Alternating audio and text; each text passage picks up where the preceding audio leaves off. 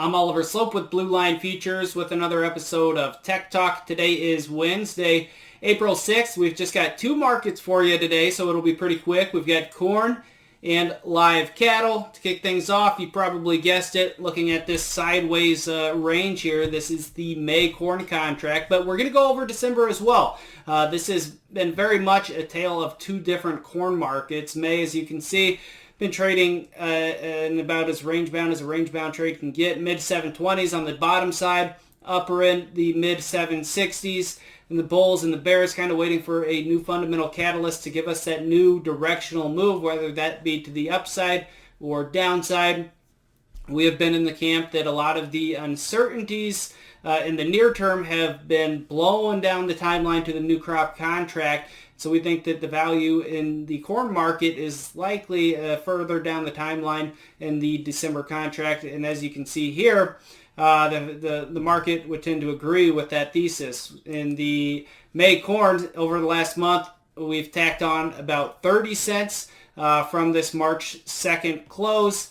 And if you move over to December, the December contract is tacked on about 90 cents. So you're seeing a lot of traders roll that the idea of uncertainty down the timeline, put some more premium in the new crop contract, and I continue to believe that's where the opportunity is going to be. Now, does that mean you should go out there and buy it, this week or tonight on the open? No, not necessarily. If you look down here at the RSI, we are towards the upper end of that range as far as being in overbought territory. Of course, you can be overbought for a very extended period of time, but if you look at these past couple peaks, these have been times of short-term pullbacks, so I wouldn't be surprised to see December maybe catch its breath, and I think that's very healthy for the market as opposed to just going straight up. So between the two corn markets, we like these to the upside, and we think front month corn is a little bit more vulnerable here, at least in the very near term. We wouldn't be surprised to see this range-bound trade continue and eventually break down lower. So I've been telling clients, if you're bullish, December is the place that you want to consider. If you're bearish, May is the place you want to consider, especially against technical resistance. If you're bearish and sell the top end of the range, you know where you're wrong at. You're wrong at a breakout and close above 770. So your risk is pretty well defined on that trade setup. So that's what we're looking at for the corn markets. And moving over to live cattle, not going to talk about June. I've been trading a lot more August with clients here very recently.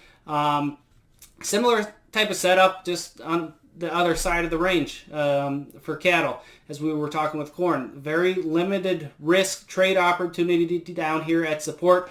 We took out yesterday's lows in today's session, weren't able to get any follow through, and this was a big level going back here, here, and here, as well as here, where we really staged kind of that next leg higher. Previous resistance became support. There was a kind of an anomaly here. Managed to close out above here, though. We always look at closing prices. So from a risk-reward perspective, we like covering shorts with some clients and potentially looking to the long side. And again, you know where you're wrong is a break and close below here likely takes us back down towards this 132.5 and potentially lower area. No. Does that mean we're looking for the market to go make new contract highs? No, absolutely not.